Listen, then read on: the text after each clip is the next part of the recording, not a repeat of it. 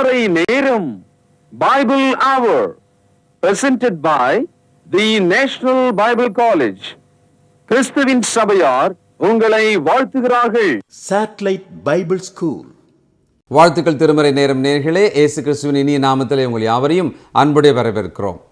தேவன் மாம்சத்தில் வெளிப்பட்டார். God manifested in the flesh. ரொம்ப அற்புதமாக தொடங்கப்பட்ட இந்த தொடர் இறுதிக்கு வந்திருக்கிறது.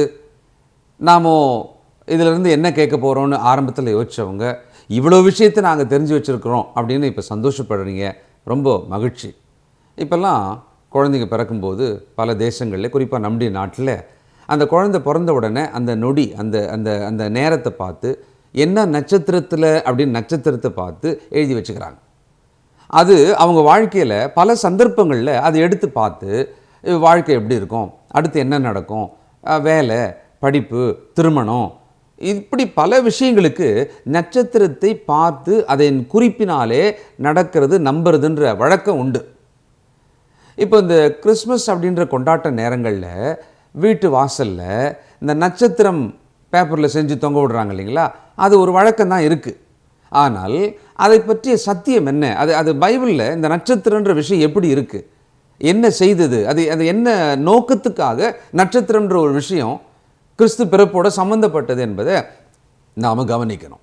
இந்த நட்சத்திரத்தை பார்த்து பரலோகம் போக முடியுமானா முடியாது. நட்சத்திரம் என்னை ரட்சிக்குமானா ரட்சிக்காது. நட்சத்திரத்தை பார்த்து குறித்து வச்சுக்கிட்டா வாழ்க்கையில் எல்லாம் நடந்துரும்ன்றதை முன்கூட்டியே தெரிஞ்சுக்கலாமானா முடியாது. ஆனாலும் எல்லாரும் இதெல்லாம் செஞ்சுட்டு தான் இருக்கிறாங்க. சரி, இன்றைக்கு நட்சத்திரம், அதனுடைய வேதத்தின் அர்த்தம் என்ன, இன்றைக்கு நாம் அதை நம்ம எப்படி பார்க்கலாம், சரியாக எப்படி அதை பார்க்கலாம், இவ்வளோ தான் நாம் தெரிஞ்சுக்க போகிறோம். நிச்சயமாக இந்த தொடர் முழுவதும் உங்களுக்குள்ள ஒரு பெரிய விழிப்புணர்வை, தெளிவை உண்டாக்குன்னு நான் நம்புகிறோம். மார்க்கத்துக்கு வாங்க, மார்க்கத்தில் நடங்க. மார்க்கத்தின் வழியாக போனால் மட்டும்தான் நம்முடைய இலக்காக பரலோகத்தை போய் அடைய முடியும். சத்தியத்தை புரட்டி பிழைப்புக்காக, வயிற்றுக்காக, சொந்த சுய பெருமைகளுக்காக இருக்கிற சத்தியத்தை கொஞ்சம் மாற்றி மாற்றி சொல்லி ஜனங்களை கெடுக்கிற வேலையை செய்யக்கூடாது. நாம் அபுதமான மனுஷர்களை அடையாளம் கண்டுகொண்டு தொடர்ந்து இன்னும் அவங்க பின்னால் தான் போகணுன்ற அவசியம் இல்லை. தேவ வசனத்துக்கு திரும்பலாம். இந்த நாளில் நம்முடைய செய்தியாளர், தேசிய வேதாகம கல்லூரியினுடைய கல்வித்துறை தலைவர் டாக்டர் பீட்டர் சாலமன் ஐயா அவர்கள். வணக்கம் திருமறை நேர நேயர்களே, உலகளாவிய என் சகோதரர்களே, கண்மணிகளே, தோழர்களே, பரிசுத்தவான்களே, அற்புதமான இந்த குளிர்காலத்தில் மலர்கள்லாம் மலருகிறது, புற்கள்லாம் செழித்து வளருகிறது, வானத்தின் பனி பூமியை நனைக்கிறது, நம்முடைய உள்ளமும் குளிர்ந்திருக்கிறது. சகோதரர்களே, இனிமையான ஒரு காலம் இது. இயேசு கிறிஸ்து இந்த உலகத்தில் பிறந்தார் என்ற அந்த காலகட்டம் இருக்க, அது மிகுந்த மகிழ்ச்சி உண்டாக்கக்கூடிய ஒன்று. உலகத்தில் கிறிஸ்துவை மறுதலிக்கிற இஸ்லாமியர்களாக இருந்தாலும், தேவன் இல்லை என்று சொல்லக்கூடிய அந்த தேவனற்ற ரஷ்ய பகுதிகளில் வாழ்கிற மக்களுக்கு ஆனாலும் சரி, அல்லது ஜப்பான் போன்ற தெற்காசிய நாடுகளில் புத்த மதத்தை தழுவின சீன மக்களாக இருந்தாலும் சரி, இந்தியாவில் உள்ள 130 கோடி இந்துக்களானாலும் சரி, உலகத்திற்கு எல்லா மனுஷனுக்கும் இயேசு கிறிஸ்துவினுடைய பிறப்பு ஒரு செய்தி தான், ஒரு மகிழ்ச்சி தான், ஒரு இனிமை தான், ஒரு கவனத்தை தொடக்கூடிய ஒரு விஷயந்தான். சகோதரர்களே, ஒரு பூனை ஒரு மதில் செவல் மேலே உட்காந்துட்டு இருந்தது. கண்ணை மூடி மூடி திறந்தது. பார்த்த ஆளுக்கு இது குதிக்குமா குதிக்காதா, இது எந்த பக்கம் குதிக்கும்னு தீர்மானிக்க முடியாது. அது மாதிரி கிறிஸ்தவ மார்க்கத்தில் ஒரு கூட்டம் மக்கள் இயேசு கிறிஸ்துவினுடைய பிறப்பை பேசுவதா கூடாதா என்ற மாதிரியான கவலை கொண்டவங்களாம் இருக்காங்க. அவங்களாம் நோய் கொண்டவங்க, தைரியம் இல்லாத ஆட்கள். உலகம் முழுவதும் ஒரு வாய்ப்பு, இயேசு கிறிஸ்துவினுடைய பிறப்பை குறித்து கேட்பதற்கான ஒரு வாய்ப்பு அன்றைக்கு இருக்கிறது. அதை நம்ம பயன்படுத்திக்கணும். விக்கிரக வழிபாடுகளாக அல்ல, நற்செய்தியை கூறுவதாக வைத்துக்கொள்ளணும். Not to be a idolaters but to speak the truth of God's greatest love. இப்படி நம்ம பயன்படுத்தணும். சகோதரர்களே, மத்தேயு 2ஆம் அதிகாரத்தில் நம்முடைய மனதை கவர்ந்த ஒரு அற்புதமான ஒரு விஷயம் என்னன்னா, மத்தேயு 2ஆம் அதிகாரம் 2வது வசனம், புதிய ஏற்பாட்டில் 4வது பக்கம். யூதருக்கு ராஜாவாக பிறந்திருக்கிறவர் எங்கே? கிழக்கிலே அவருடைய நட்சத்திரத்தை கண்டு அவரை பணிந்து கொள்ள வந்தோம் என்றார்கள். கவனிக்க வேண்டிய ஒரு விஷயம், நட்சத்திரம் என்ற வார்த்தை தமிழ் கிடையாது, அது வடமொழி. விண்மீன் என்று தான் தமிழில் சொல்லுவோம். பரவாயில்ல சகோதரர்களே, நம்முடைய நாட்டில் பிறவி சுழற்சி கொள்கை, சைக்கிள் ஆஃப் பர்த்னு சொல்லுவாங்க. அதாவது ஒரு மனிதன் நல்லவனாக இருந்தால் அது தேவனாக இருக்கலாம், கெட்டவனாக இருந்தால் ஒரு பேய் பிசாசாக பிறக்கலாம். அப்படியே சிறுக சிறுக ஆகி புல் பூண்டாக மாறுகிறோம் என்றெல்லாம், அதாவது பலவிதமான பிறப்புகளை நாம் அடைகிறோம் என்ற நம்பிக்கை உடையவங்க இந்த நாட்டில் இருக்காங்க. நம் நாட்டில் இருக்கிற எல்லா ஆட்களுமே பொதுவாக பார்த்தீங்கன்னா அந்த பிறந்த அந்த வேளையில் ஒரு நட்சத்திரத்தை வைத்து அவனுக்கு அந்த ராசி பலன், அவனுக்கான எதிர்காலம் இதெல்லாம் கணிக்கிறது நம் நாட்டு வழக்கம். சகோதரர்களே, நட்சத்திரங்கள் எப்பொழுதுமே வானத்தில் இருக்குது. அதை தேவன் உண்டாக்கினார். அது தேவனுடைய மகிமையை வெளிப்படுத்துகிறது என்று சங்கீதம் 19 1-2 வசனங்களை நாம் வாசிக்கிறோம். The heaven declares the glory of God. ஆனால் நட்சத்திரங்கள் நம்முடைய வாழ்வை தீர்மானிக்கிறதா? நம்முடைய வாழ்வை வழிகாட்டுகிறதா? நட்சத்திரத்தை வைத்துதான் நாம் வாழ்வதாக இருந்தால், நாம் வாழ்ந்தால் நட்சத்திரத்துக்கு மகிமை, நாம் வாழாவிட்டால் அந்த நட்சத்திரத்துக்கு அது தீமை. ஆகவே நட்சத்திரங்களாலே நாம் வாழ்வதில்லை. நம்முடைய வாழ்க்கை நம்முடைய கையிலும் நம்முடைய மனதிலும் இருக்கிறது. நட்சத்திரங்கள் எங்கோ தொலைவில் இரவிலே கண் சிமிட்டுகிறது. அது ஒன்றல்ல, கோடான கோடியாக இருக்கிறது. வானத்திலே சூரியனையும் சந்திரனையும் நட்சத்திரங்களையும் இரவுக்காகவும் பகலுக்காகவும் உண்டாக்கினார். பகலை ஆள பெருசுடராகிய சூரியனும் இரவை ஆள சிறிய சுடராகி சந்திரனையும் நட்சத்திரங்களையும் உண்டாக்கினார். இவைகளெல்லாம் வருஷத்தையும் மாதத்தையும் நாட்களையும் எண்ணுவதற்கு தேவன் கொடுத்த நன்மைகளாக இருக்கிறது. ஆனால் இங்கே ஒரு ஆச்சரியமான ஒரு விஷயம் என்னன்னா, இயேசு கிறிஸ்து பிறந்த போது கிழக்கிலே அவருடைய நட்சத்திரத்தை கண்டோம் என்று சொல்லப்பட்டிருக்கு. இதை எப்படி நாம் ஜீரணிப்பது? இதை எப்படி நாம் புரிந்து கொள்வது? அப்படியானால் ஒவ்வொருவரும் பிறக்கும்போது ஒரு நட்சத்திரம் உருவாகிறதா? அப்படி ஒரு நட்சத்திரம் உருவாகி இருந்தால் கோடான கோடி நட்சத்திரங்களுக்கு மத்தியில் அதை எவ்விதமாக பிரித்து பார்ப்பது? இந்த இடத்துல நாம் கவனிக்க வேண்டிய ஒரு விஷயமா இருக்கு. அது நமக்கு புரியல. ஆனால் வேதத்தை நம்ம எடுத்து படிக்கும்போது காட் இஸ் இன் கண்ட்ரோல். தேவன் தமது சிருஷ்டிப்பின் மேலே முழு அதிகாரம் செலுத்துகிறவராக இருக்கார். சில பேர் நினைக்கிறாங்க இந்த இடத்துல நட்சத்திரம் தனியாக வந்ததே, அந்த மாதிரி வேற ஏதாவது வேற சந்தர்ப்பத்தில் பைபிளில் வந்திருக்கா, நின்றுருக்கா, போயிருக்கா, இப்படியெல்லாம் யோசிப்பாங்க. சகோதரர்களே, நட்சத்திரம் ஒன்றுமே இல்லை. சூரியனை கம்பேர் பண்ணோம்னா சூரியன் மிகப்பெரிய சுடர், அதை சுற்றி தான் மற்ற எல்லாமே இயங்குது. வேதத்தில் நாம் படிக்கிறோம், ஆண்டவருக்கு சித்தமானா நடுவானிலே சூரியனை நிறுத்தவும் முடியும், அந்த சூரியனை பின்னிட்டு திரும்பவும் அவரால் முடியும். இது எப்படி இருக்கு? ஆச்சரியமாக இருக்கு இல்லையா? நம்ம பார்க்கலாம். யோசுவா 10ஆம் அதிகாரம் 13வது வசனம், பழைய ஏற்பாட்டில் 281வது பக்கம். அப்பொழுது ஜனங்கள் தங்கள் சத்துருக்களுக்கு நீதியை சரிக்கட்டும் மட்டும் சூரியன் தரித்தது, சந்திரனும் நின்றது. இது யாசேரின் புத்தகத்திலே எழுதியிருக்கவில்லையா? அப்படியே சூரியன் அஸ்தமிக்க தீவிரிக்காமல் ஏறக்குறைய ஒரு பகல் முழுவதும் நடுவானத்திலே நின்றது. இப்படி கர்த்தர் ஒரு மனிதனுடைய சொல் கேட்ட அந்த நாளையொத்த நாள் அதற்கு முன்னும் இல்லை, அதற்கு பின்னும் இல்லை. கர்த்தர் இஸ்ரவேலுக்காக யுத்தம் பண்ணினார். ஒரு பகல் முழுவதும் சூரியன் ஏறக்குறைய 6 மணி நேரம் முன்னுக்கும் செல்ல பின்னுக்கும் செல்ல, அது அப்படி நின்றுதான். காரணம், இஸ்ரவேல் ஜனங்கள் யுத்தத்திலே மூழ்கியிருந்தாங்க. இரவு வந்தால் எதிரி கண்ணுக்கு தெரியாமல் போயிடுவான். ஆகவே அவர்களுக்கு வெளிச்சம் தேவைப்பட்டது. ஆகவே சூரியனை தரித்து நிற்கும்படி யோசுவா காலத்தில் அது நிகழ்ந்தது.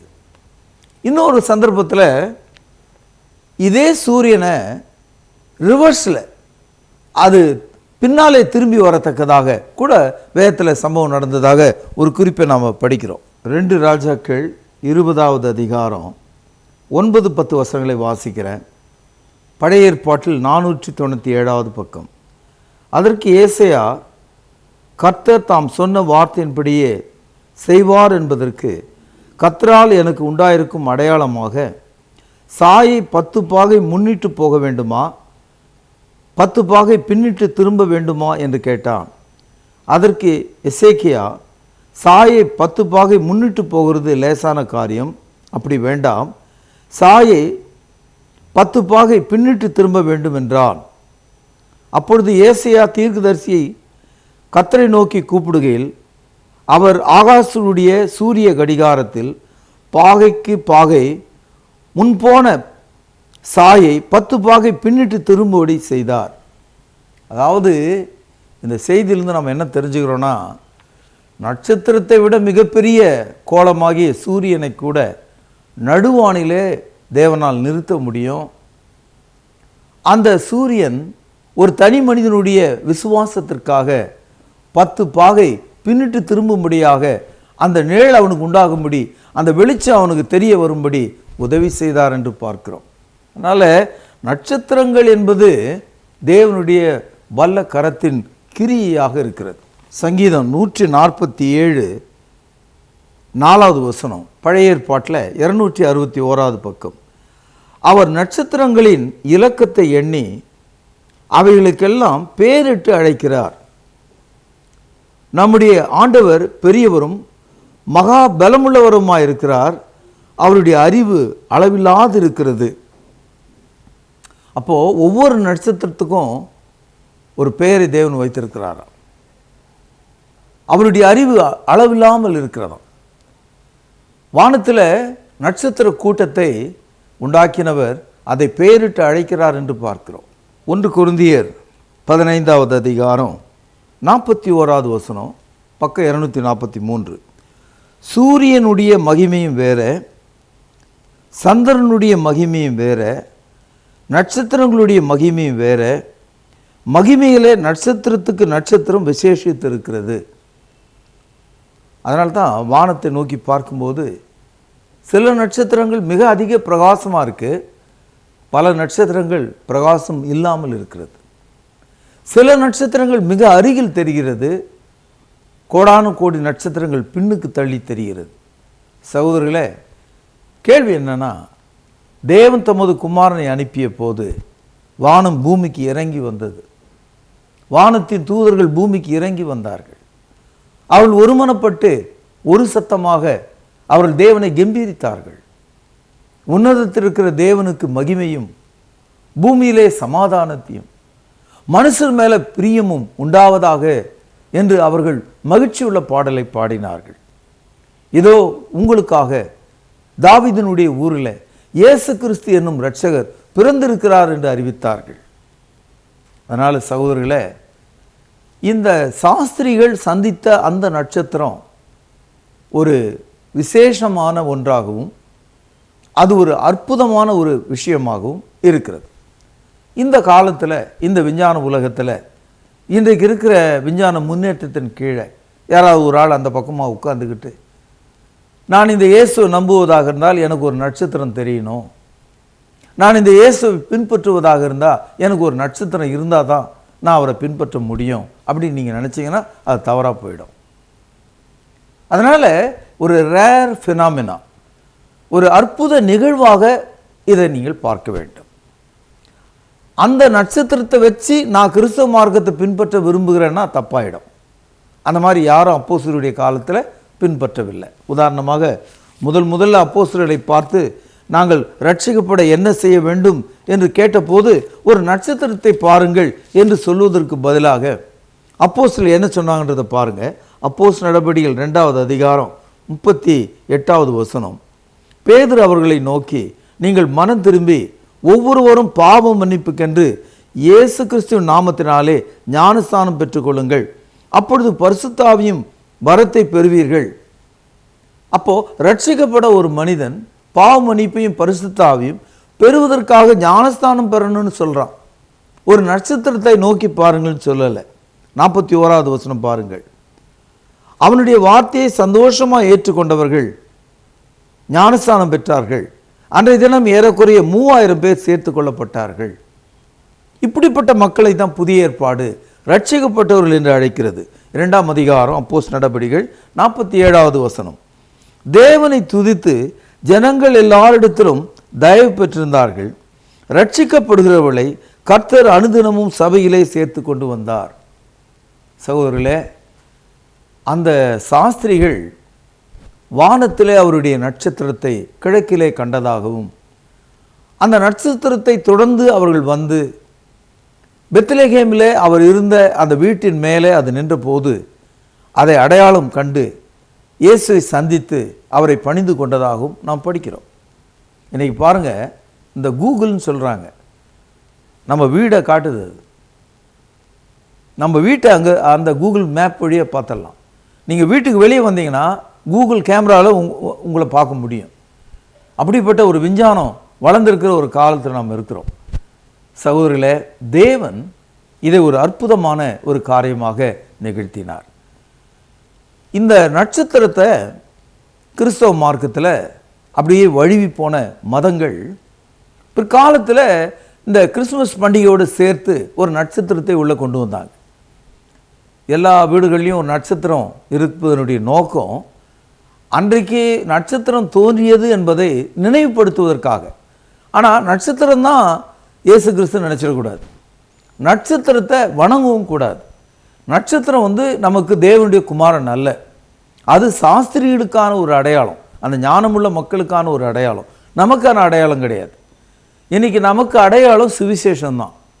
புதிய ஏற்பாட்டில் உள்ள சத்தியம்தான் கிறிஸ்துவை அறிந்து கொள்ளக்கூடிய அடையாளமாக இருக்கிறார். நட்சத்திர வணக்கம் உலகத்தில் உண்டு.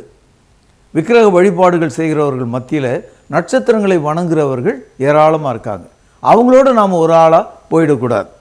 உபாகமும் 4வது அதிகாரம் பக்கம் பழைய ஏற்பாட்டில் 228 19வது வசனம்.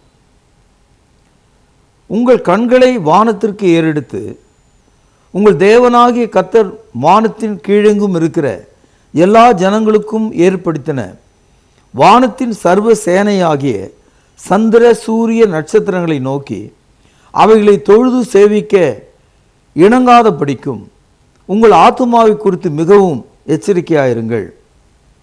இந்த வசனம் எவ்வளோ பயங்கரமாக இருக்குது பார்த்தீங்களா? ஆகவே சூரியன் சந்திரன் நட்சத்திரங்களை வணங்குவது பைபிளினுடைய சத்தியம் அல்ல. அது விக்கிரக வழிபாடு செய்கிறவர்கள் செய்கிற ஒன்று. உபாகமும் 17வது அதிகாரம் பக்கம் 245 புதிய ஏற்பாடு 3வது வசனம் பாருங்கள்.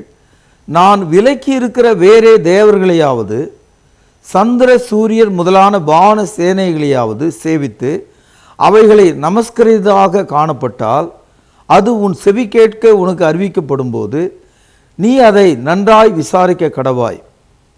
அது மெய் என்றும் அப்படிப்பட்ட அருவருப்பு இஸ்ரவேலில் நடந்தது நிச்சயம் என்றும் உண்டாயானால் அந்த அக்கிரமத்தை செய்த புருஷனையாவது ஸ்திரீயாவது உன் வாசலுக்கு வெளியே கொண்டு போய் அப்படிப்பட்டவர்கள் சாகும்படி கல்லறிய கடவாய். எவ்வளோ பயங்கரமாக இருக்குது பார்த்தீங்களா? அதாவது சூரியன் சந்திரன் நட்சத்திரத்தை வணங்குவது மரணத்துக்கு ஏதுவான தண்டனையாக பழைய ஏற்பாட்டில் நம்ம படிக்கிறோம். எரேமியா தீர்க்கதரிசன புத்தகம் 8வது அதிகாரம் பக்கம் 884. அவர்கள் நேசித்ததும் சேவித்ததும் பின்பற்றதுமான நாடினதும் பணிந்து கொண்டதுமாயிருந்த சூரியனுக்கும் சந்திரனுக்கும் வானத்தின் சர்வ சேனைக்கு முன்பாக அவைகளை பரப்பி வைத்திருக்கிறார்கள் என்று கர்த்தர் சொல்கிறார். அவைகள் வாரி அடக்கம் பண்ணப்படாமல் பூமியின் மேலே எருவாகும். இந்த துஷ்ட வம்சத்திலே மீதியாயிருந்து என்னால் எல்லா இடங்களிலும் துரத்தி விடப்படுகிற மீந்திருக்கிற யாவருக்கும் ஜீவனை பார்க்கிலும் மரணமே விருப்பமாயிருக்கும் என்று சேனைகளின் கர்த்தர் சொல்லுகிறார். அதாவது நட்சத்திர வணக்கம் செய்கிற மக்கள், சூரியன் சந்திரனை வணங்குகிற மக்கள் பூமியின் எருவை போல அவர்கள் பாழாய் போவார்கள். அதனால் சகோதரர்களே, இந்த கிறிஸ்து பிறப்பு என்ற அந்த மகிழ்ச்சியான தகவலை அந்த செய்தியோட இந்த நட்சத்திர வணக்கம், இந்த மர வணக்கம், ஆடு மாடு வணக்கம் இதெல்லாம் கூடாது. இன்றைக்கும் பார்த்தீங்கன்னா மரியாளின் கையில் இயேசுவை இன்னும் குழந்தையா வச்சு அவர் இன்னும் குழந்தையா இருக்கிற மாதிரி உலகத்துக்கு காட்டிகிட்டு இருக்காங்க. மரியாள் வணக்கமும் கூடாது, நட்சத்திர வணக்கமும் கூடாது, பசு வணக்கமும் கூடாது, நட்சத்திர வணக்கமும் கூடாது. விக்கிரக வழிபாடுகள் தேவனுக்கு ஏற்புடையது அல்ல. அது பாவமும் மரணத்துக்குரியதுமாய் இருக்கிறது. ஆக சகோதரர்களே, இந்த நாட்களில் அந்த நட்சத்திரம் எனக்கு வேணும் அப்படின்னு நீங்கள் நினச்சிங்கன்னா தப்பாக போயிடும். அது ஒரு முறை தேவனால் விசேஷமாக செய்யப்பட்ட ஒரு அற்புத செயல்.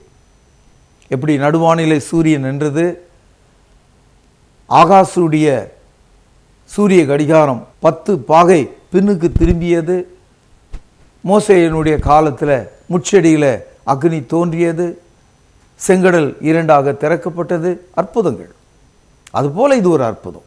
ஆனால் இந்த அற்புதத்தை நானும் செய்வேன் அப்படின்னு சொல்கிற ஆளும், அது எனக்கு வேணும்னு ஆதரிக்கிற ஆளும் இருந்தால் அது உங்களுக்கு பயன்படாது. அது உங்கள் ஆத்மாவுக்கு நஷ்டத்தை கொண்டு வரும்.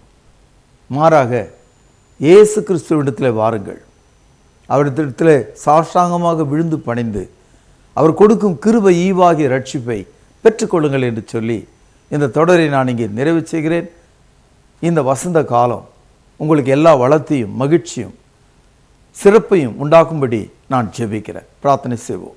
பரிசுத்த நிறைந்த எங்கள் அன்பான தகப்பனே, விலையேற பெற்ற உமது பரிசுத்த குமாரன்,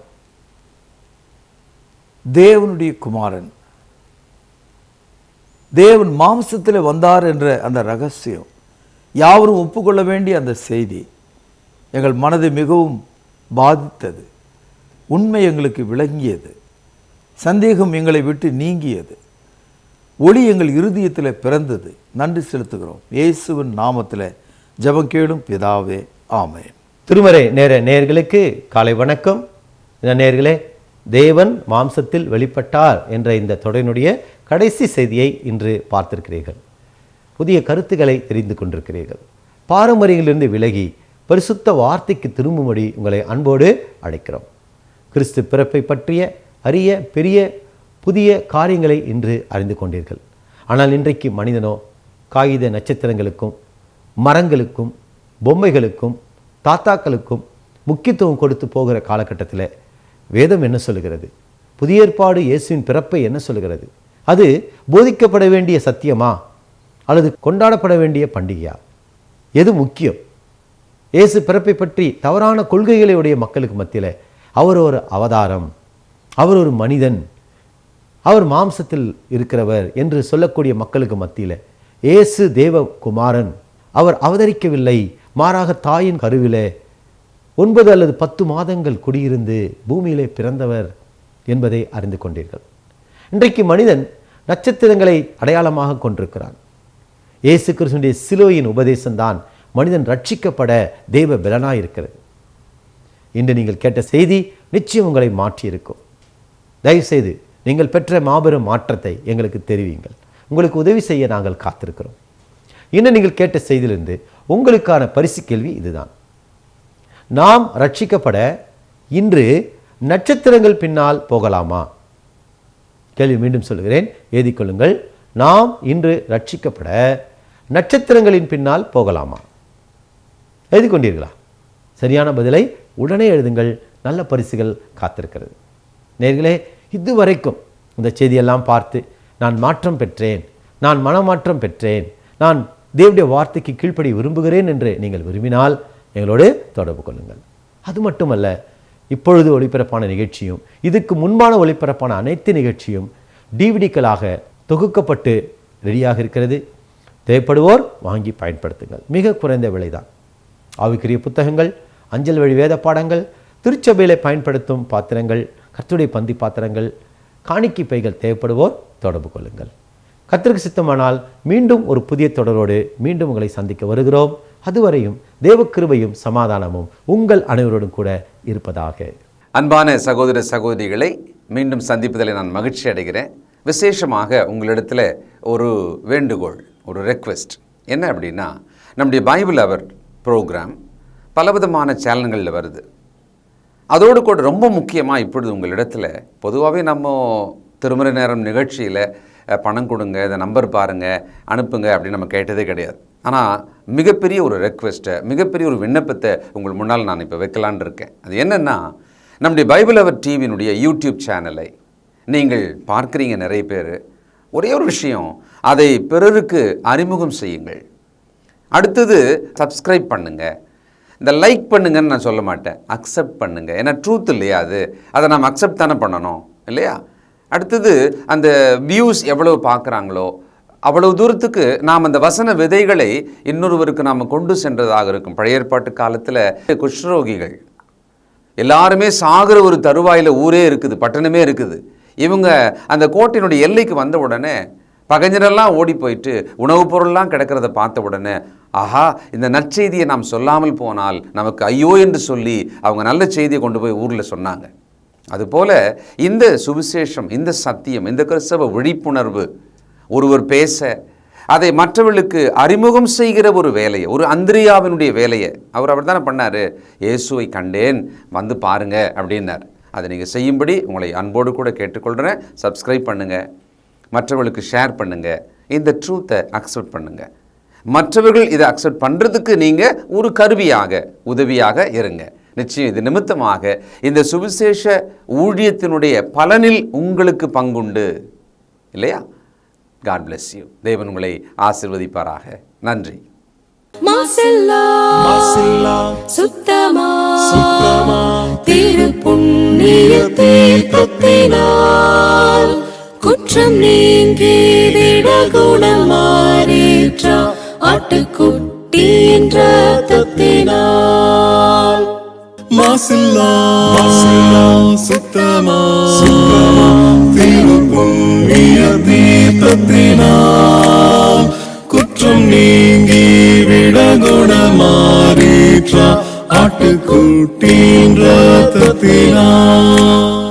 தொடர்பு கொள்ள வேண்டிய முகவரி: திருமறை நேரம், 58 சர்ச் தெரு, குமரன் நகர், சென்னை 6,82,000. தொலைபேசி எண் 044255008882. செல்போன் 93855000